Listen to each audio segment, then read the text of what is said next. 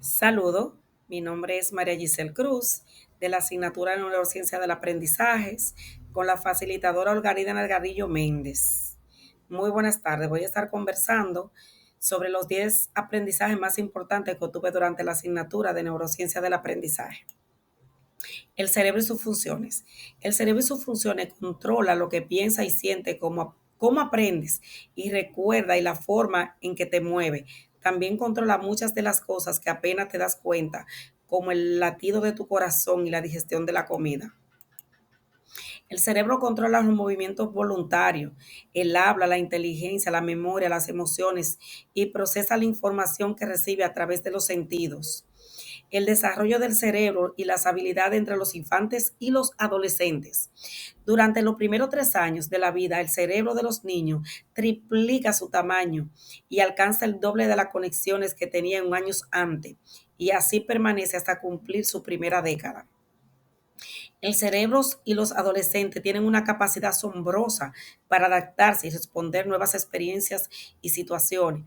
Tomar clases desafiantes, hacer ejercicios y participar en actividades creativas como el arte o la música pueden fortalecer los circuitos cerebrales y ayudar al cerebro y a madurar.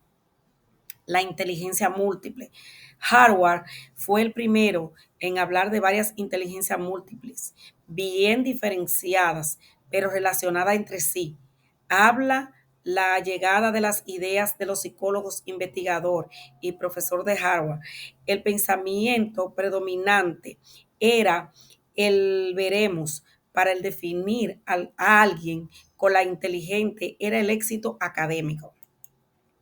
Voy a estar mencionando algunos tipos de inteligencia, como la inteligencia lingüística verbal, la inteligencia lógica matemática, la inteligencia física, la inteligencia espacial, la inteligencia musical, la inteligencia intrapersonal, la inteligencia naturalista, como otros tipos de inteligencias.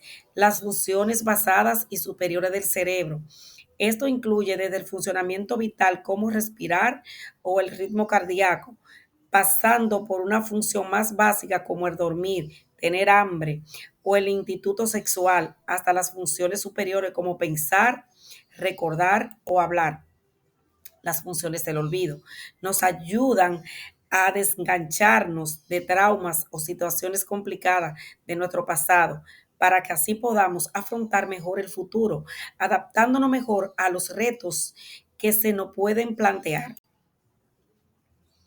Basándose en estas áreas cerebrales, mantener relaciones con el lenguaje y las teorías de participación cerebral. La conciencia moral a lo largo del ciclo vital en las estructuras del cerebro implica que es la capacidad de juzgar no solo a nuestras acciones, sino también a los demás, como buenas o malas. Las conciencias morales es esa voz interior que nos obliga a actuar de una forma y también nos dice si son correctas o nuestras acciones. Estrategia didáctica y de evolución utilizada para los profesores y cómo éstas se ajustan a las técnicas de enseñanza basada a la neuroeducación. En los últimos años de la didáctica está adaptando a los estilos de aprendizaje en los estudiantes y la neurociencia.